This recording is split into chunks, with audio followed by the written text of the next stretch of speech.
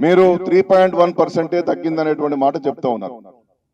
కానీ హైదరాబాద్ నగరంలో కావచ్చు, వివిధ జిల్లాలలో కావచ్చు, చాలా మంది తమ యొక్క వివరాలు నమోదు చేసుకోవడానికి సిద్ధంగా ఉన్నా స్టిక్కర్లు అంటుపెట్టారు కానీ మా ఇంటికి వచ్చి వివరాలు సేకరించలేదనేటువంటి ఫిర్యాదులు జిల్లా అధికారుల వద్ద ఉన్నాయి. ఎలాగో ఇంత మంచి ఆలోచనతో రాష్ట్ర ప్రభుత్వం ముందుకొచ్చింది కాబట్టి మీరు ఆన్లైన్ ద్వారా చేయమని చెప్పి కోరుతా ఉన్నారు. స్వచ్ఛందంగా టోల్ ఫ్రీ నెంబర్ ద్వారా చేయమని చెప్తా ఉన్నారు.